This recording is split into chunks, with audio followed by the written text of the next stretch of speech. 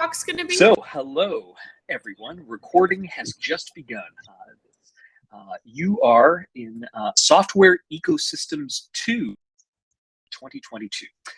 So, we're going to be hearing 5 talks. The first talk is going to be called Git Actions, Study of Early Adoption. And I think we'll be hearing from Hideki Hata, appears to be here. So, please go ahead and share. Well. Thank you. Thank you for the introduction. I'm Hideaki Hata from Shinshu University, Japan. Okay. In this paper, we study GitHub discussion, a collaborative communication forum provided by GitHub. There are many studies on communication and discussion in communities of developers and users. So several years ago, the transition to Stack Overflow was a major topic. However, a recent paper argued that the benefits of using project-specific forums are necessary to cultivate the community and its ecosystem.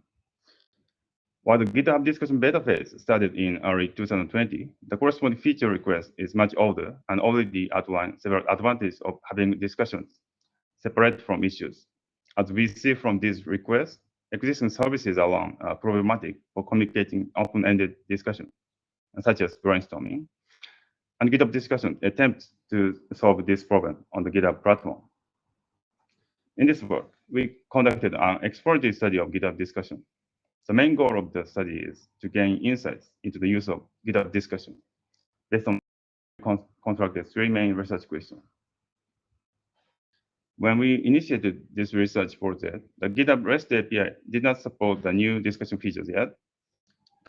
To determine which project already used the feature and to correct metadata and post for analysis, we did a custom web scraper, active features, rest of discussion, and discussion posts. More popular projects have a larger user base and are more likely to adopt discussion early on. Then we scrape information for about top 10,000 GitHub projects according to the number of stars. Finally, we identified 98 software development projects enabled. To clarify the category of frequent discussion, we conducted a qualitative analysis of 2 groups of discussion, namely discussion converted from issues and not from issues. A prevalence of errors is observed in the discussions originating from issues. As this discussion had been converted from issues, it is revealed that in some projects, developers manage errors on GitHub discussions until the underlying bugs have been identified. We categorize discussion participants as organizational members, contributors, and other users. Discussion analyzed, the majority had been studied by users, followed by contributors and members. Overall, GitHub discussion allow users to select answers in discussions. Both as members are most frequently selected.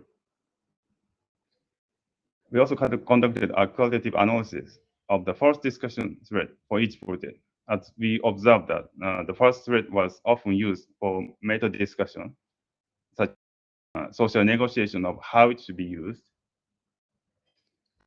The most common reason for starting the GitHub discussion, and it is likely that project members want to encourage newcomers to join the committee through questions. The impact of GitHub discussion on other channels, we conducted a qualitative analysis of links to issues and pull requests from discussion. We found that GitHub does not exist in isolation, but play an important role in the development process by summarizing related issues and triggering new pull requests and issues. We considered as a new bug life cycle. So from this study can be summarized as follows. Users sometimes find it difficult to choose an appropriate channel from discussion, issue, request. It's beneficial for committee members to set a policy of using these channels depending on the project-specific development processes. The involvement of core developers is crucial in the successful use of GitHub discussion. Finally, GitHub discussion can serve as a gateway for newcomers. So discussion specifically targeted to them. our dataset via this QR code. That's all. Thank you.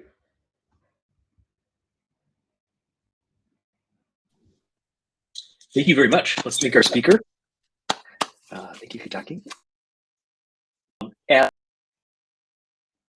the format for this session is we're going to do all of the talks back to back and then address questions at the end. Save your questions up and we will ask them at the end, or like to put them inside the chat, you can please do that. So thank you again, Hitaki. Good talk. All right, so our second talk is, the title is An Exploratory Study of Deep Learning Pain. Let's see here, our speaker is here, hopefully. And I think Kai Gao, maybe, is giving their talk. So please, Kai Gao, share your screen at your convenience and start when ready. Okay, so can you see my screen? Hello? Yes. Yes, we can see your screen and hear you. Okay, so hello everyone. My name is Kai Gao, a PhD candidate at Peking University. I will briefly introduce our paper, An Exploratory Study of Deep Learning Supply Chain. This is a joint study with Minghui Zhou at Peking University and Xin Tan and Li Zhang from Beihang University. In recent years, because of the great power of deep learning, it has gradually become the research hotspot and mainstream direction in the field of artificial intelligence. It has been applied in various fields and used by thousands and millions of people every day. Through software dependencies, a multi-layer supply chain with a deep learning framework as a core and substantial downstream projects as a periphery has gradually formed and is constantly developing. Analyzing its supply chain can help us know the full picture of deep learning's ecosystem. However, due to a lack of effective modeling methods, deep learning supply chain remains a black box. In this study, we try to construct the deep learning supply chain and answer the following three research questions: structure, domain distribution, and the evolutionary factors. We construct the supply chain of two most popular deep learning frameworks, TensorFlow and PyTorch. We treat the two frameworks as first layer, then gradually find a later layer package of projects based on the import relationship by querying the technical dependency maps provided by Word of Code and the libraries.io. Here are some main findings. By constructing their structures, we find that each supply chain only has 5 or 6 layers with low proportion of packages. In terms of evolution characteristics, we find that both supply chains show growth trend overall and reach a peak in May 2019. We also propose 3 metrics to measure the risky projects in the supply chain, including most impactful projects, most vulnerable projects, and projects with the most chance of being a single point of failure. In the second question, we want to know the domain distribution of two deep learning supply chains. To achieve this goal, we conduct qualitative analysis from packages and projects, and also make a comparison between two supply chains. We obtained many findings, such as the non-domain related packages account for the more than half of the overall packages, and both supply chains have the most packages about computer vision, natural language processing, and reinforcement learning. In the last research question, we try to understand the factors related to the popularity of the packages in the supply chain. Therefore, we build GAM models. We obtained some findings, such as packages having fewer upstream dependencies are likely to see an increase in downloads. Our study has rich implications for deep learning community maintainers, practitioners, and researchers. For example, for maintainers, making the deep learning supply chain structure visible can help them formulate targeted development strategies and ensure the safety of supply chains. For deep learning practitioners, our findings can provide suggestions for them to choose the suitable deep learning frameworks. For researchers, they can build on our findings and ask new questions in order to have a deeper understanding of software supply chains and perform relevant research on other software development domains like web development. Our study is the first exploratory investigation concentrating on the hierarchical supply chain system that arose from a single project. Our findings put forward practical insights and allow for multiple paths for future research. I'm looking forward to have interesting discussions with you. Thank you. Thank you, Kakao. Please, let's. Good job. Go. Definitely have some of these emoji happen down there. So that was our second talk. Let's go ahead and queue up the third talk. Our third talk in the session is, quote, "Did you miss my comment or what?" question mark, unquote. Understanding toxicity in open source discussions. So when Courtney Miller. So Courtney, you are sharing your screen. Please start. Awesome. Can you see my screen? Yes, we can see your screen and hear you. Okay, cool. So I'm Courtney, and this is my colleague Chanel, and we're going to be talking to you a little bit about a paper. Before I get started, we would like to start by thanking the program committee for all of their great work and for the Distinguished Paper Award. Thank you very much. So to start, let's talk about the definition of toxicity, which we define as rude, disrespectful, or unreasonable comments that are likely to make someone leave a discussion. Online toxicity is pervasive across the internet. For example, according to the Pew Research Center, 4 in 10 Americans have experienced online harassment. And we also know that online toxicity can be harmful. For example, cyberbullying among school children has been connected to increased rates of anxiety and depression. And unfortunately, like other online platforms, toxicity also exists in open source communities. We know this because many open source practitioners have reported on their experiences with toxicity within their open source communities and the negative impact that it's had. Additionally, when doing research for this project, we came across tweet after tweet after tweet after tweet after tweet from open source developers who are expressing their frustration with their experiences dealing with toxicity in their communities. And now, because of toxicity's widespread negative impacts, it has been studied thoroughly on many different platforms. So the question might become, okay, well then why do we need to also study it in the context of open source? And there are actually a few good reasons for that. From detection and intervention work, we know that many different methods of identifying and dealing with toxicity are effective on different forms of toxicity.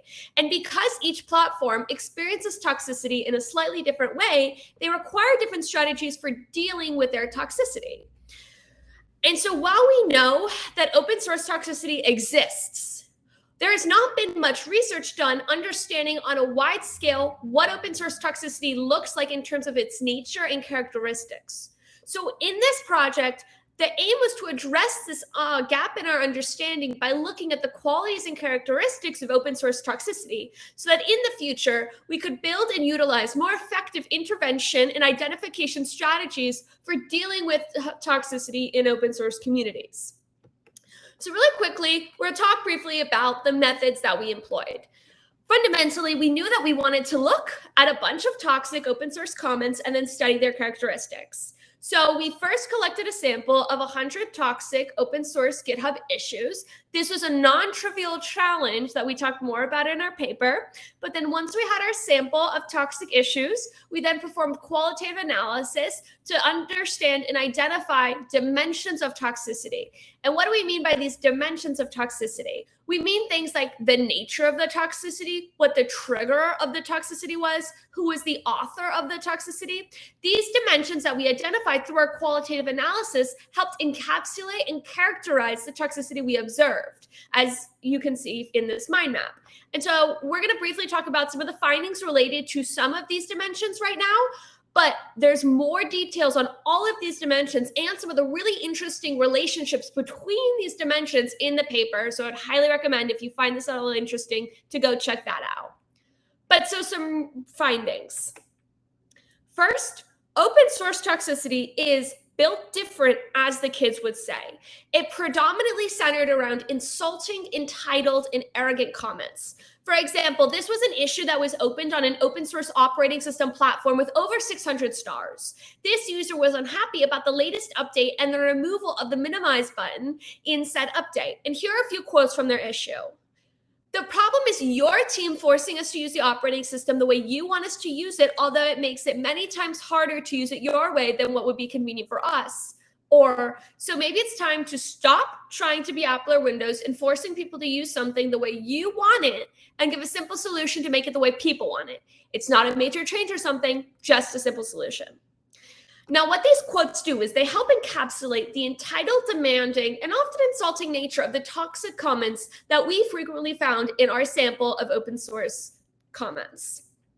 The second one is that experienced developers are not necessarily non-toxic developers. Despite the horror stories from the Linux community, we didn't actually expect project members to be frequent perpetrators of toxicity, especially in their own projects. However, what we found was that toxicity wasn't only done by people external to open source projects or people without a lot of experience. Project members were also frequent authors of toxic comments in their own projects, which we found surprising. And now to glance over some implications. First things first, there is space for open source specific detectors. Off-the-shelf language-based detectors that are trained on data from other platforms can be relatively confidently expected not to generalize well to GitHub. Additionally, research into the specific harms of toxicity needs to be done. We observed that there were harms, but we did not study them systematically.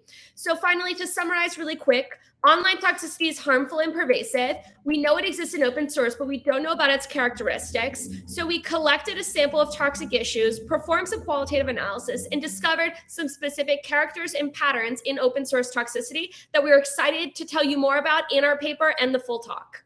Thank you so much.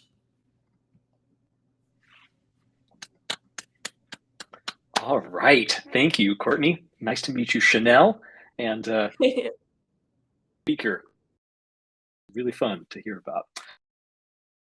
Okay, so let's cue next paper queued up. The next paper we'll be hearing is NuFix, Escape from NuGet Dependency Maze. So please begin getting your points. And our speaker, hello, is going to be Ying Wang. Yeah. Okay. Oh, cool. An infinite. That's.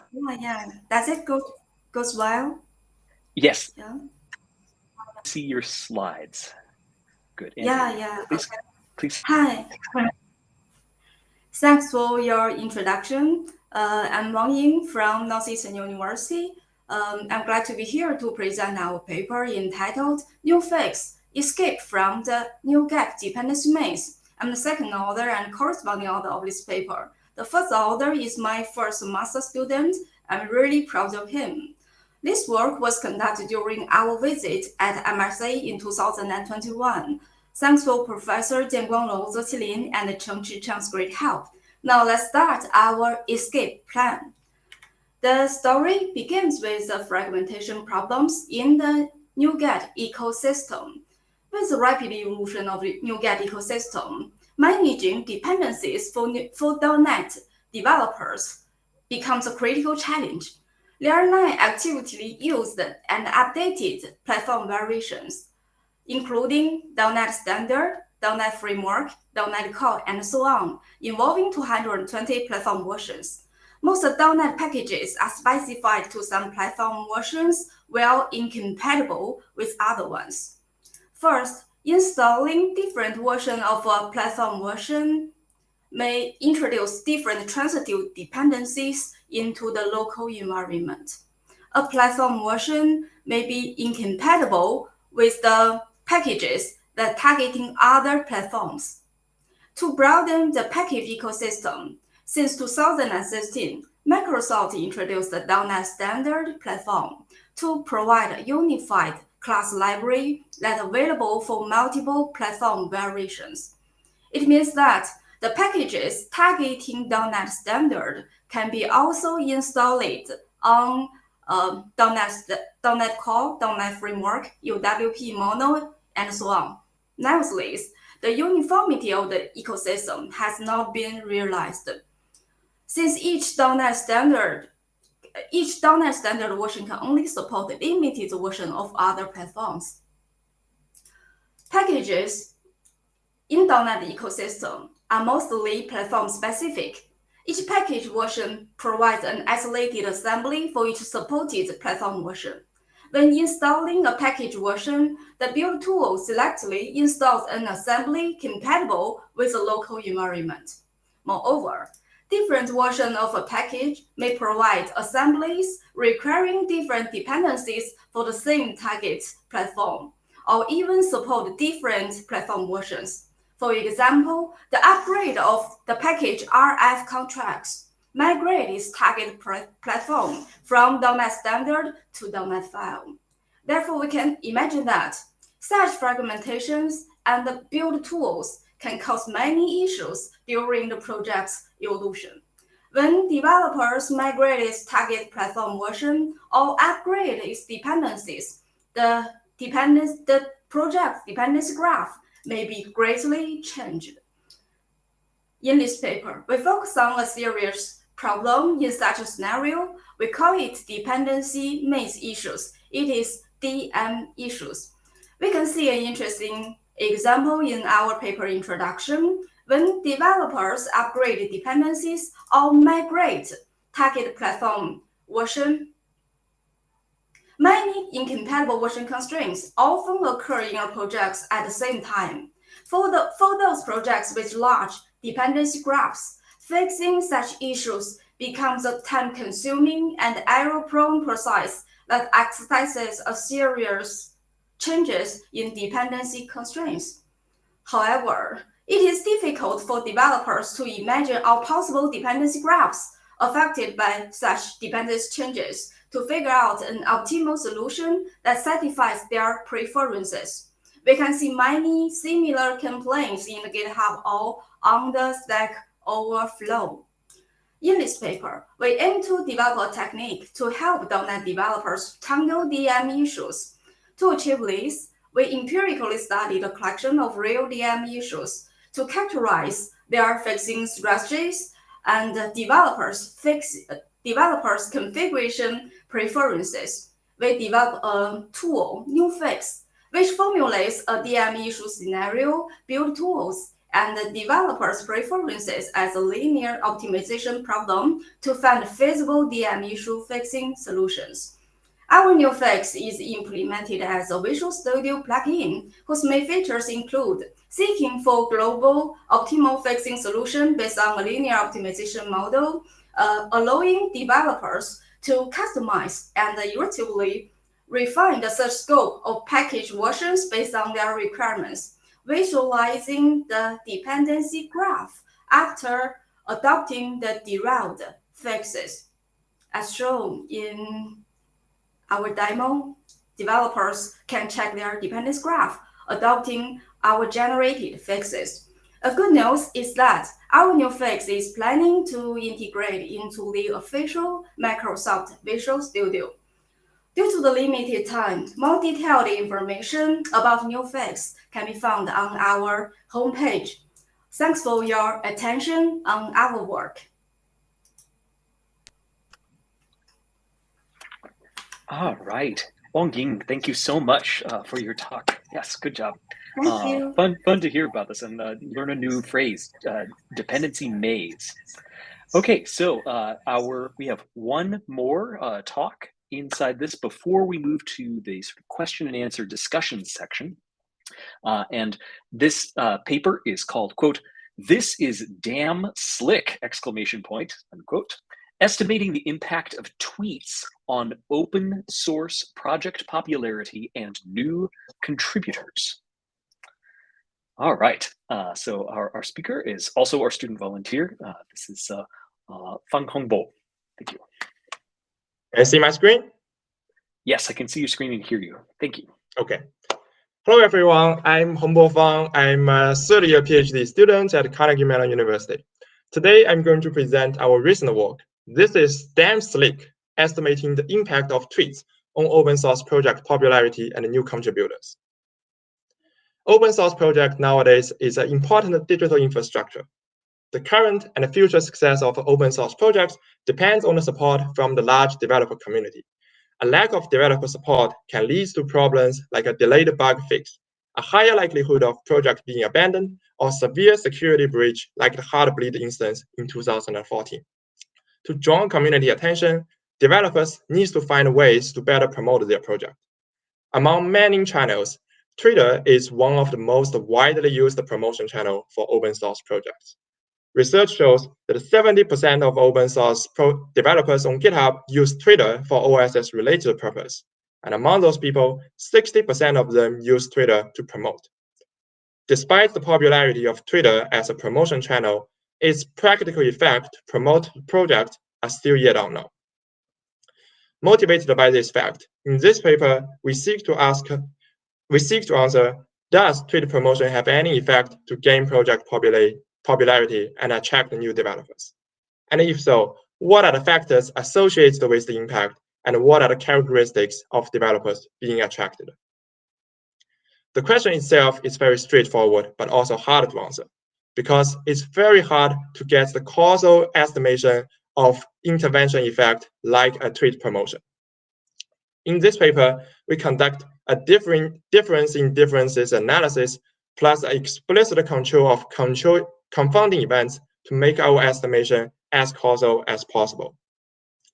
First, it's not possible to just select a short period after the tweet and assume all the stars received within that period should be attributed to the tweet, because the popularity of the project may increase even without the tweet.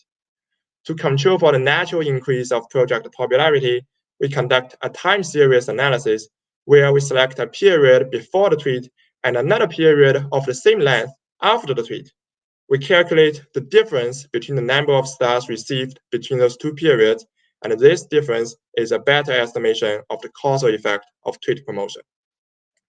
But this estimation is not good enough, because at the same time of the tweet, there may be other intervention events that happen simultaneously.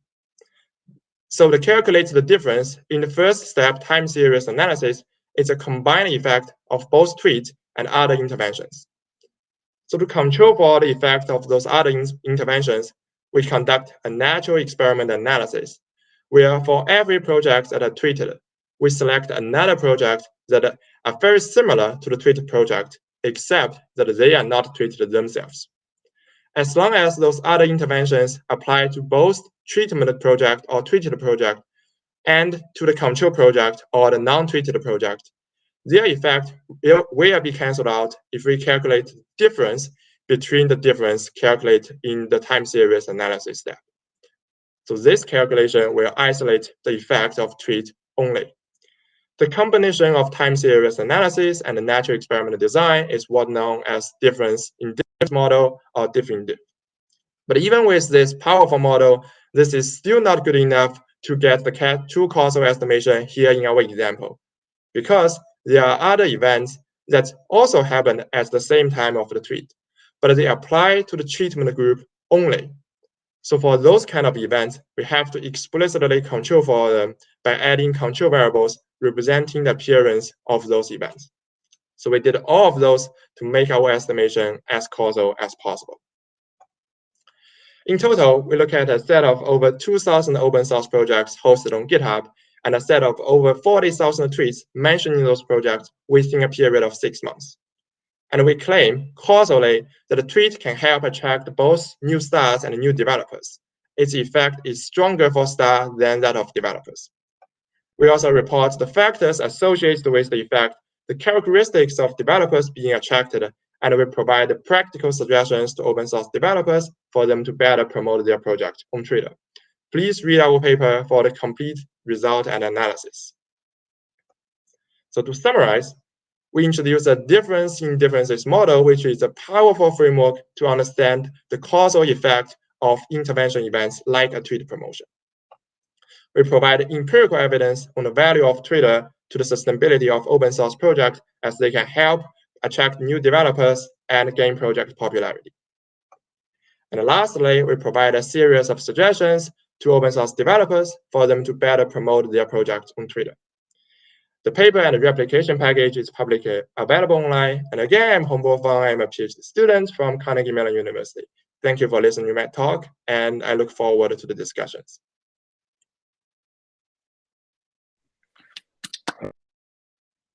Well done. Yeah, very fun. Okay, so that finishes all of the talks that we are going to present in this, and we're now opening the discussion section. There are a number of questions in the chat, and the authors in particular, I would invite you, if you found a question that you think merits a particular response or you thought was particularly interesting, please raise that up and propose that we talk about certain issues.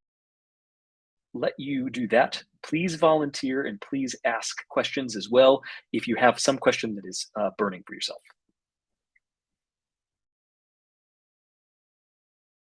How are we supposed to answer questions? What does that mean? Like So, out loud or?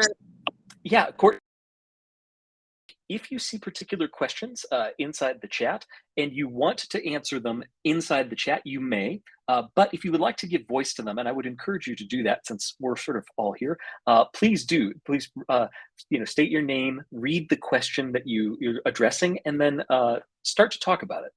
We can see if we can start making some connections between the different.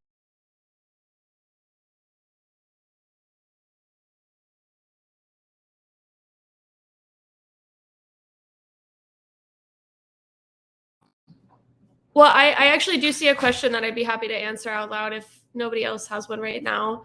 I'm Courtney Miller, and the question that I saw was that were there categories that were more frequent than others, and did you see any differences between open source projects based on their size and popularity? And there were some interesting categories that are more frequent, and there were some cool patterns. Like, for example, we saw that project members were toxic within their own projects sometimes, and that was surprising. However, the vast majority of the time, those users were not using severe language, and they were not instigating a conversation, for example. So there were like interesting patterns like that in the kinds of frequencies based on certain groupings. So yeah, there were some cool category differences like that, and we break those down and discuss those all further in the paper as well. Cool. Yeah, thank you.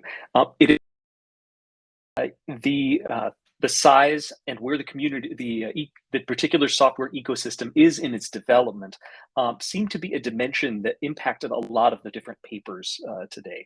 So whether that's touching on things like toxicity, or whether you're talking about the core members who are discussing issues, I'm wondering if this sort of evolution of different kinds of ecosystems is something that everyone considered while they were looking at their paper.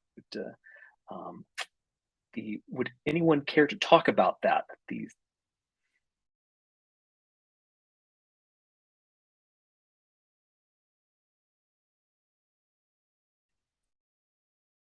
Speak up. This online format only works when people are willing to step forward and try talking.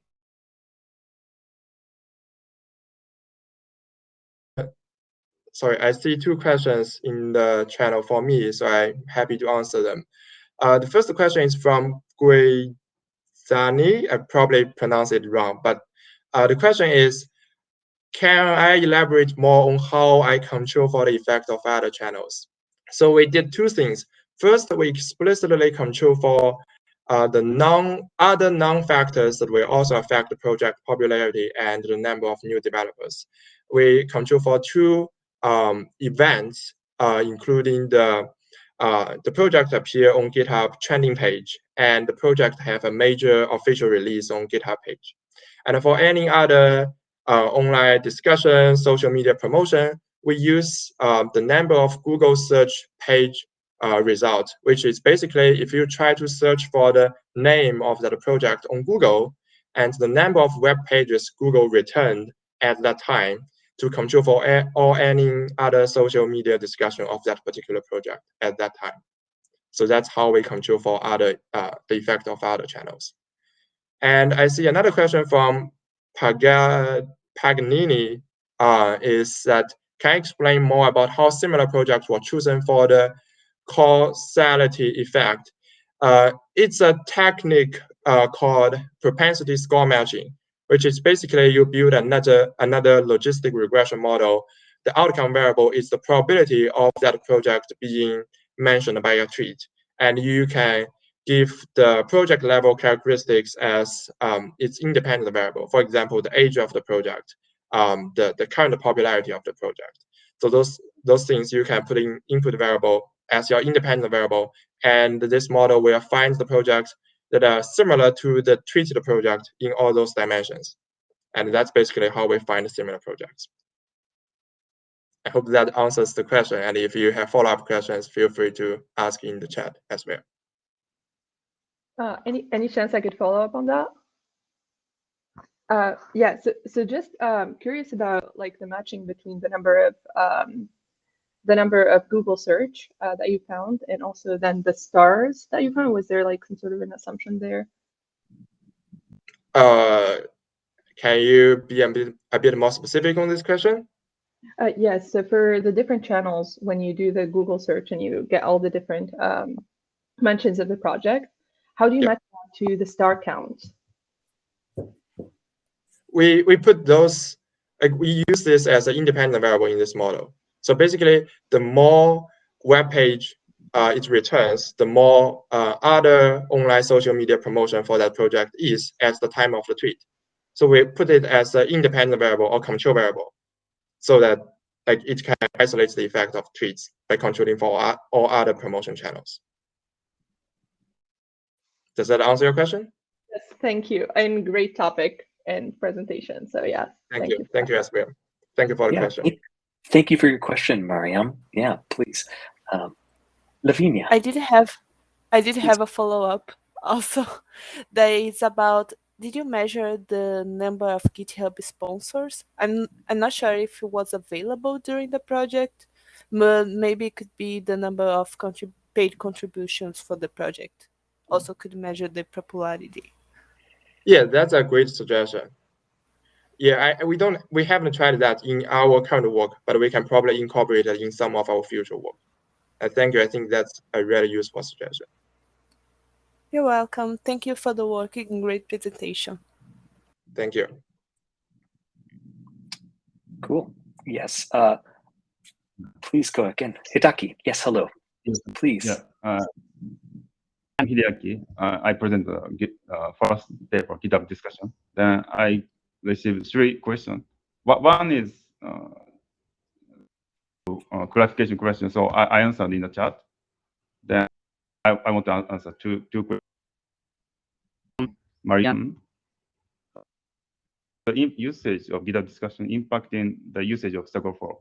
So we have not investigated the transition from Stack Overflow to GitHub discussion. However, Stack Overflow recently launched a similar community-focused service called Corrective, Stack Overflow Corrective. So I think GitHub discussion had an impact from this point of view. To the second question, did you have a reason for the high number of discussion without a response? So 3, discussion still not easy to use successfully. It's 3. So some projects quit GitHub discussion because those they can use it. So apart from the ease of use of the system like GitHub discussion, I think managing the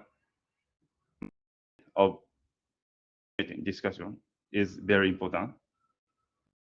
GitHub discussion is not, of course, not perfect. Then I think that building such platform of favorable discussion is still challenging.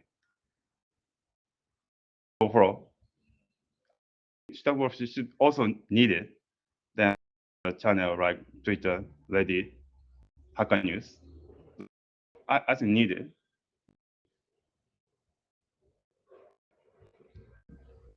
Yeah, Hidaki, thank you. And I think it's interesting you just talking about sort of these connections between GitHub and Stack Overflow, these different, and I think in a couple of papers there was an idea about how do I connect maybe tweets to GitHub? How do I make connections with it for the information that's these different platforms, since the things that happen are they seem to happen differently in different ecosystems, crossover between these different sort of disconnected areas. Yeah. From the researcher's perspective, sometimes it's difficult to identify users in an account in different platforms. That's challenging, but interesting. But prefer some platform for specific topics, specific discussion. It's very interesting. Then GitHub discussion should be very promising. Thank you.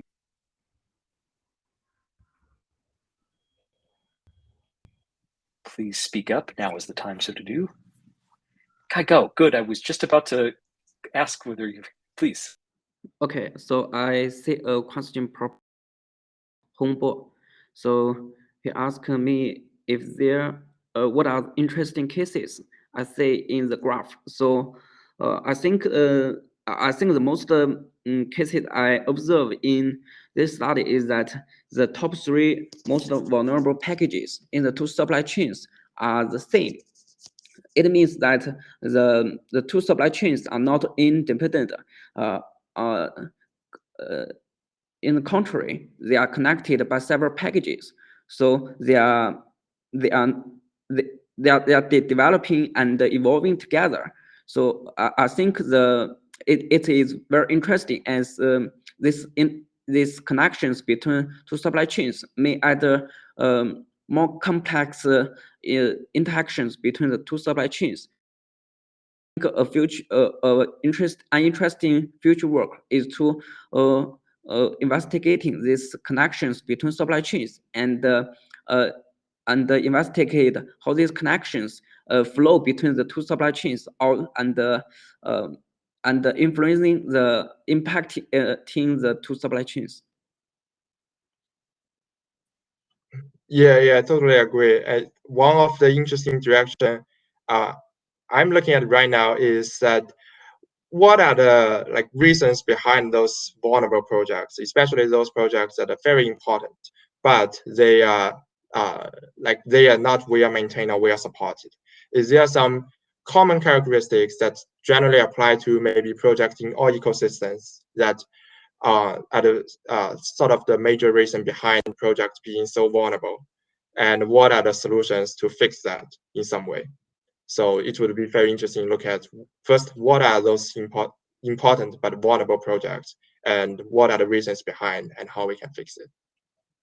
Yeah, I totally agree. That I think the most direct solutions to resolving vulnerabilities is to avoid it to emerge. So I think the reasons are very important. Once we know the reasons, we can prevent it appearing. Yeah, it's also in some way connects to the paper I read just a moment ago, that we are talking about, for some of those very important projects, that developers don't want them to disappear, but they just don't know that they are suffering from, for example, the lack of developer issue. So it might be good for them to have the opportunity to speak out about what kind of problems they are having and what kind of support they need, so that the large community will know better about their needs and to give the support that they really need. So this is one of the motivation behind the Twitter study I'm looking at, which is, does Twitter help those provide them those opportunities for them to better promote their projects, or let the community have better understanding about the states of those projects? Okay, let's see. So thank you. Hongbo, I really like this idea about trying to do research that's talking about how can we support these open source communities, as well as here asking these questions is very helpful for supporting one another in the research. So that's an excellent point. So I think if we can, Huang Qing, if you'd like to talk about this as well. With you, it seemed like the dependency maze is it's hard to take that out of the context of all of the different communities who are building software and their interrelationships with them. Did you see anything in the talks tonight that specifically caught your attention with respect to dependencies and trying to resolve them?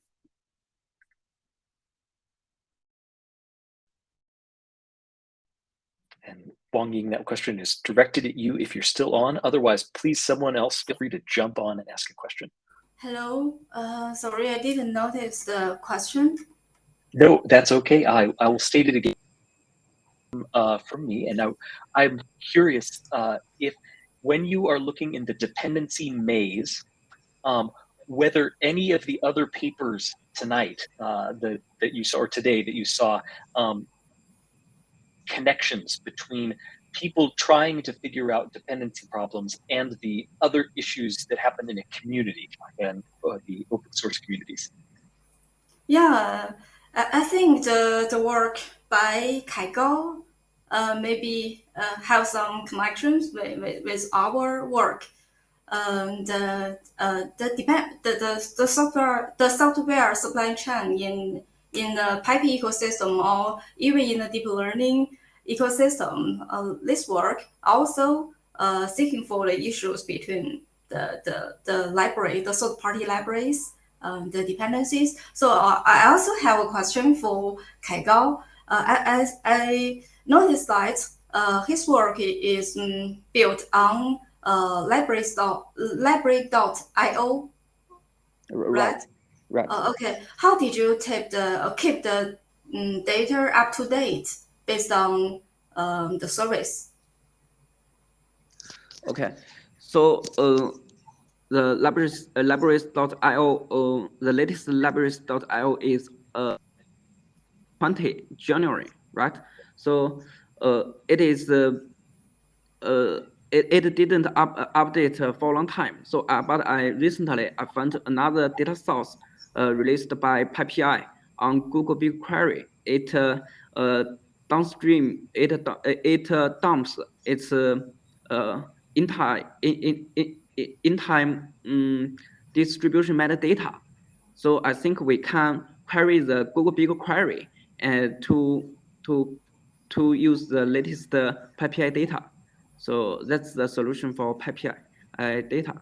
But for other forges like NPM, I just don't find such solutions. Thank you for your answer. And I can give more implementations for Chair's question. And I'm also interested in other dependency issues in other ecosystem. I have a serious work on the dependency related research. For example, in Pipey, in NPM, in Maven, or in .NET, or even in the Linux distributions. We can we also leverage the service library.io. It is good service, can provide many metadata from multiple ecosystems. We study the dependency, we call it dependency hell issues. Because in a project, there are many dependency constraints between the dependencies, or even between the dependency and the local environment. So developers also seek solutions to find an optimal configurations to resolve their issues. And during this process, they also have many preferences. For example, they want to use fewer dependencies, because for a large scale projects, it may depend hundreds of third-party libraries. It is large scale, so developers may want to remove the unused dependencies. In another scenario, developers may also want to resolve the dependency conflict issues, like dependency maze discussed in our paper. It is caused by multiple versions of a library in the projects. So it may cause build issues or even the runtime issues. So developers may want to find the optimal combination of dependency versions. This is my this is a basic idea of our paper. Thanks. Thank you for filling some of those additional details in. If there are further questions or points of discussion, please feel free to speak up now. It's been some great questions already in the session. There was a question that Paul Robinson asked earlier that I think is sort of provocative. It's directed at Hongbo, and the question is, what do GitHub stars actually mean? And I think the answer that Hongbo gave is true, but there might be more. Can you say more about? Yes. Looked at stars a lot. Yes, I thought he was asking the definition of GitHub star. Sorry, I was completely wrong on this. There is a paper, I think it's in 2018. It's a quality study on the meaning of GitHub star. It's titled "What's in GitHub star" or something. I can add that in the chat later. But basically, there were several reasons for a developer to start a project, including to show general appreciation for that project, which means they like the project for whatever reason, and also to indicate the potential use of that project. They use star as a way of bookmarking those projects so that they can potentially in the future either use it or become a developer of it. And there might be two or like three more major reasons, but those two I just mentioned are the two most important reasons for a developer to start any project. And in this paper, we use it as a metric for the general popularity of the project, because those things, as I just described, appreciation of the project, as a bookmarking, potentially become a developer or user in the future. So those we interpret it as an indication of the project being popular. I was curious about, so stars, if you already have 10,000 stars in your project and you get another 200, you know, that's not as maybe as valuable to some new project that's getting 50. Did you look at sort of the like stars early in the project versus stars later? Yeah, that's a very interesting question. We haven't looked at that in this project, but maybe I can share a little bit about some of the ongoing research I'm doing. So we're looking at when are those projects being treated about? Is it at the very early stage where they get very little star, or is it at maybe a later stage where there has already been a large enough community and those kind of things?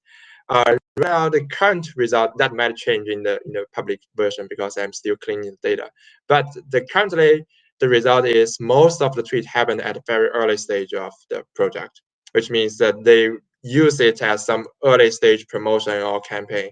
And we haven't been able to find a lot of cases where tweets was used to tweet about those already well-known projects and to just like let more people know about this project or know the problems they're having in terms of the lack of support, those kind of things. Yeah, to some extent, it's a good thing because now developers have a better way to promote the early stage project. But on the other hand, as I said, one of the motivation for us to study Twitter is we want to know whether Twitter can be used to direct community attention to those very important projects, but people are not realizing they're having sustainability issue. People are not realizing they don't have enough developers. Can tweet help direct attention to those projects? We didn't find a lot of cases like that.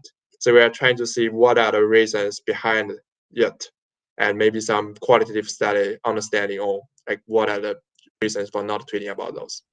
Cool, thank you, Hongbo. All right. I was going to come back to a question. I have a question for Courtney again, if you're still on the call. Looks like you are. Specifically about, again, this earlier versus late stage. Is mentions of toxicity, does it change? Does it matter? Do you see any patterns that have to do with these things tend to happen after the software exists a little bit, like people are invested in it, or is it does it vary a lot?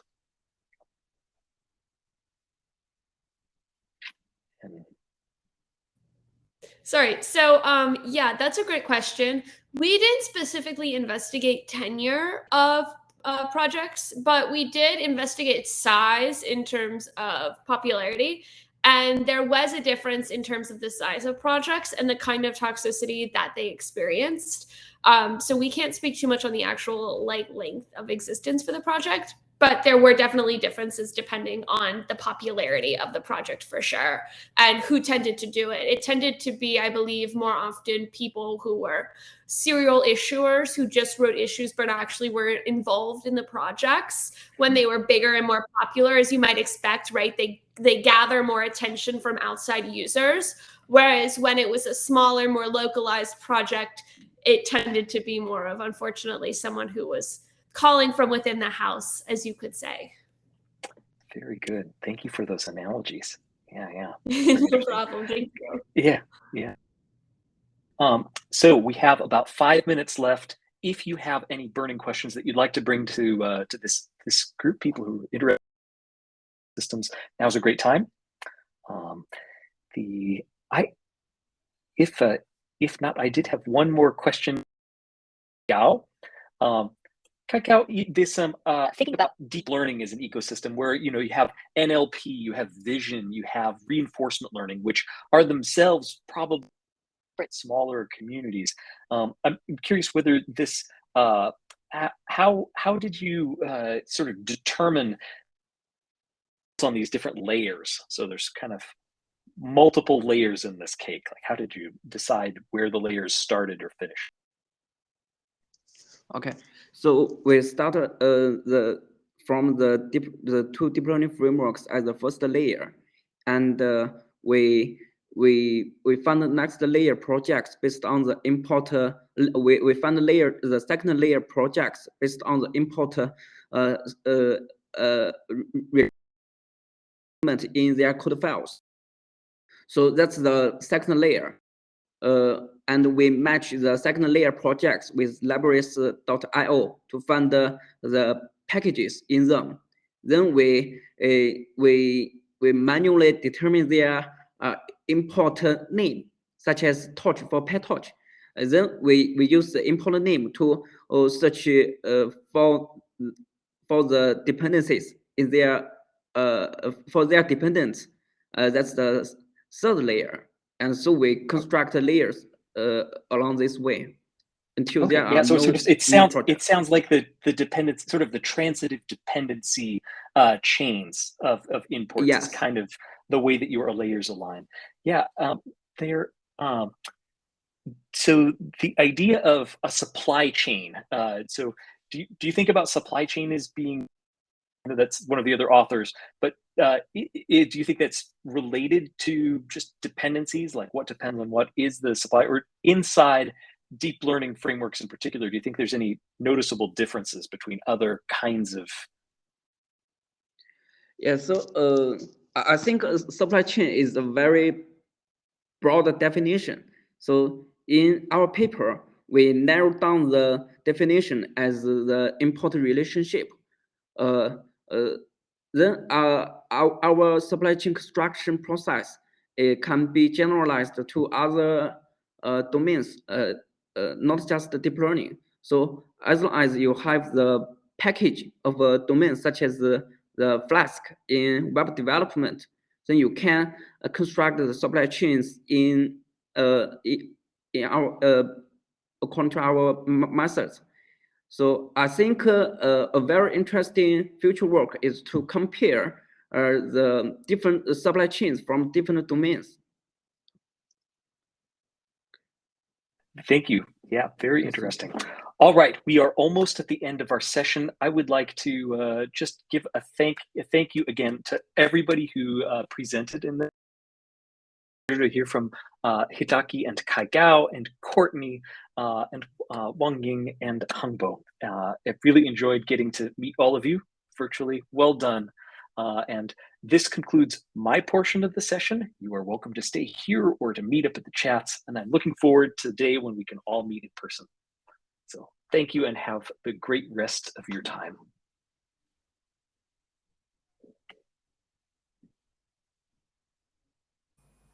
Thank you.